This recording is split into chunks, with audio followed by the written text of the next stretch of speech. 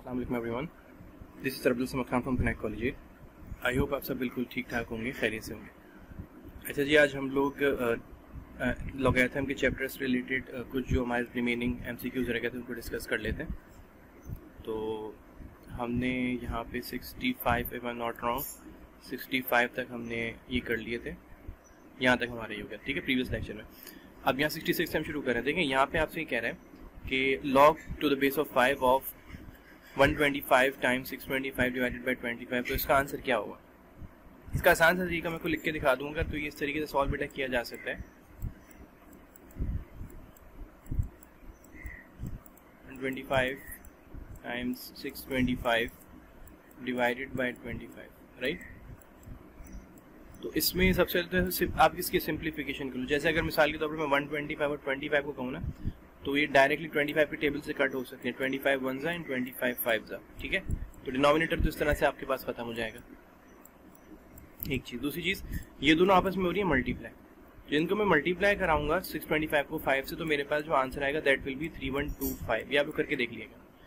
एक चीज, दूसरी चीज ध्यान में रखिएगा, मैंने आपको स्टार्टिंग में भी चीज बताई थी, अगर किसी चीज का लॉग फाइंड आउट करने के लिए आपसे कहता है दैट मीन्स वो आपसे पावर मालूम करने के लिए कह रहा है, ठीक है। यानी इनका आंसर क्या आना चाहिए, is equal to what is the answer, power क्या होनी चाहिए। तो ये असल में आपसे ये पूछ रहा है कि 5 पे मैं कौन सी पावर लगाऊंगा जो मुझे ये आंसर देगी। ये आंसर होगा इस पूरी एक्सप्रेशन का। तो आपको पता है बेस 5 है, इसके ऊपर आप पावर लगा दो कि विच इज x, और राइट हैंड साइड पे आ जाएगा 3125, जो कि इसके एक्सपोनेंशियल नोटेशन के लिखने का तरीका है। अब मैं 3125 का ना एलसीएम ले लेता हूँ, ठीक है जी। चलिए जी, 3125 ऑब्वियसली मुझे पता है बेटा ये 5 से डिवाइड हो सकता है, तो 5 6 30, 1 कैरी आ जाएगा 12, 5 2 10, 2 कैरी आ जाएगा 25, 5 5 25। नाउ 5 1 5, 2 कैरी आया, 1 कैरी आया सॉरी, तो 5 2 10, 2 कैरी यहाँ पे आया, 5 5 25। नाउ 5 2 10, 2 कैरी आ गया, 5 5 25, एंड देन 5 1 5 एंड 5 5 5 25 एंड 5 1 5। ये पूरी आपके पास एक डिवीजन आ गई। अब क्या है, यहाँ पे आप देखोगे तो आपको 5 के 5 फैक्टर्स मिल रहे हैं। तो लेफ्ट पे तो 5 to the power of x है, लेकिन राइट हैंड साइड पे 5 टू द पावर ऑफ 5 आ जाएगी। अब रूल क्या है कि अगर कभी बेसिस सेम और उनके बीच में साइन ऑफ इक्वालिटी आ रही हो, तो हम बेसिस को एलिमिनेट करते हैं और उनकी पावर्स को हम बराबर सपोज कर लेते हैं, यानी कि x का जो आंसर होगा that will be 5। Simple is that, ठीक है। अब ये ऑप्शन जो मेरे पास है ये लाई कर रहा है, देखिए ऑप्शन बी में, तो बी मेरा करेक्ट आंसर हो जाएगा। इस तरीके से लॉग के क्वेश्चन जो है ना सॉल्व किए जाते हैं। सेम इसी तरीके से बेटा यहाँ पे भी है, log to the base of 3√2 of 1/18 is equals to what. तो इसमें भी पावर ही कैलकुलेट करने के लिए आपसे कही जा रही है। log की बेस है 3√2, नंबर है 1/18 which is equals to x। तो आप इसको एक्सपोनेंशियल फॉर्म में पहले कन्वर्ट कर लो, यानी इसके ऊपर ये पावर लगा दो। 3√2 के ऊपर जो पावर आएगी वो आ जाएगी x, और राइट हैंड साइड पे आ जाएगा 1/18। अब देखो 18 का मिसाल के तौर पर अगर मैं एलसीएम ले लूं, तो मेरे पास क्या आएगा, 2 9 18, 3 3 9 एंड 3 1 3। 2 का एक फैक्टर आ रहा है और 3 के 2 फैक्टर्स आ रहे हैं। ये मैं साइमल्टेनियसली करता हूँ अपना टाइम बचाने के लिए। देखो ये पावर होल है ना बेटा, तो ये 3 के ऊपर भी आएगी, x आ गया। दूसरी चीज, ये जो x 2 के ऊपर अंडर रूट दिया हुआ है, इसकी पावर आपको पता है 1/2 होती है, तो मैंने स्क्वायर रूट की जगह 1/2 लिया, और ये x जो बाहर लिखा था ये एज इट इज मैंने यहाँ ले लिया। सिमिलरली यहाँ पे 18 के ऊपर जो बेटा जो देखो पावर आ रही है ना, सॉरी 18 का जो मैंने एलसीएम लिया, इसमें एक फैक्टर 2 का है, ठीक है, और 2 फैक्टर आपके पास 3 के आ रहे हैं। तो मैं इसको यूं लिख सकता हूँ 3 स्क्वायर मल्टीप्लाई बाय 2, ठीक है, ओके।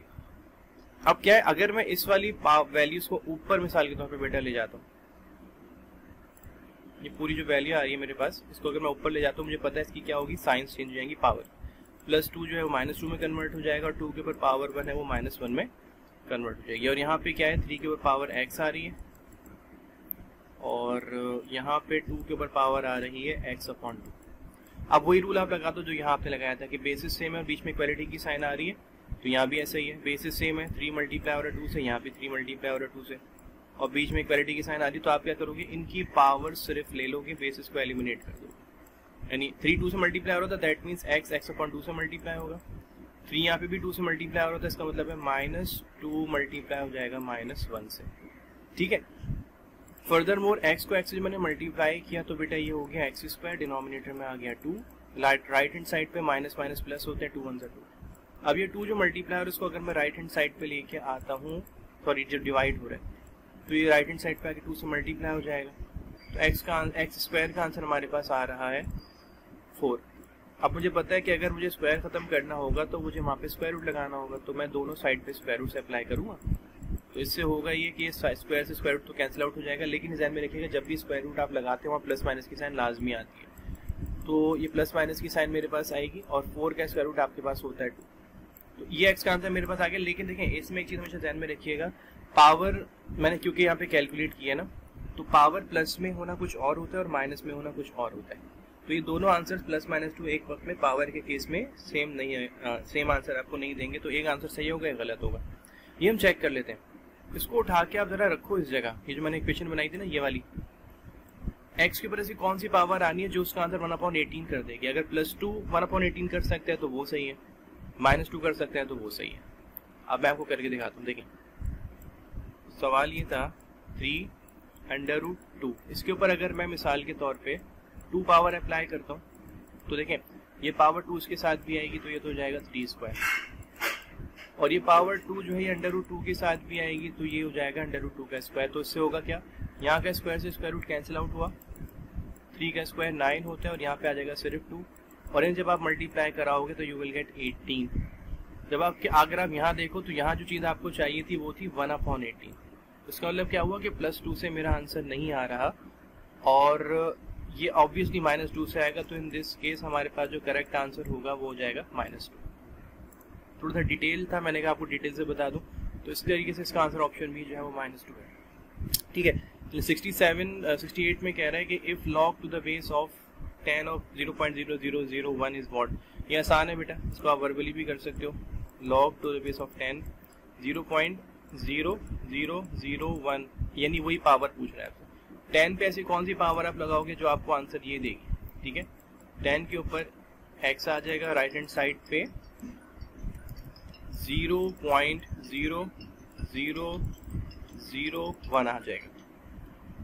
अब देखो आपको पता है कि यहाँ पे अगर मैं इसको साइंटिफिक नोटेशन में कन्वर्ट करूंगा तो 10 की बेस आती है और जितने जीरो होते हैं वो उसकी पावर बन जाती है। ये हम लॉग के चैप्टर में डिटेल से डिस्कस कर चुके हैं।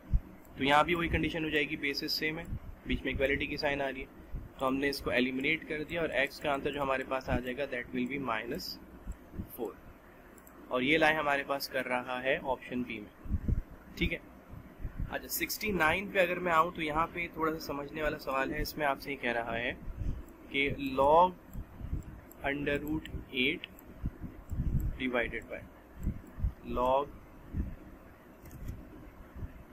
8, इसका आंसर क्या होगा। अब देखिए जब यहाँ पे बेस लिखी भी नहीं होती ना, ध्यान में रखिएगा, तो वहाँ पे हमेशा कॉमन बेस ऑफ लगाया था हम कंसिडर की जाती है, नहीं 10 की बात होगी, सेम वही चीज़ है।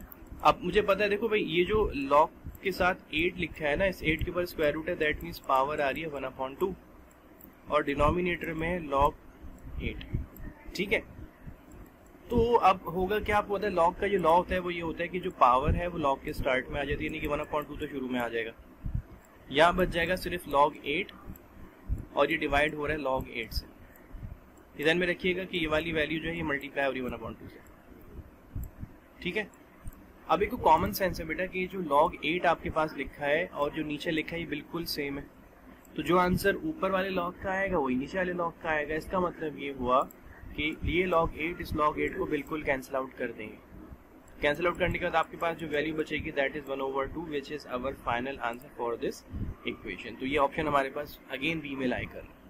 ठीक है, ओके, 2 रह गए बेटा। इसमें एक और देख लेते हैं, log to the base of 10 of 125 plus log to the base of 10 of 8 is equals to x। इसमें भी इसने, अच्छा यहाँ पे आपको एक उल्टा काम करना। उल्टा काम ये है कि log to the base of 10 of 125 plus log to the base of 10 of 8 is equals to x। x क्या होगा ये आपने मालूम करना है ना।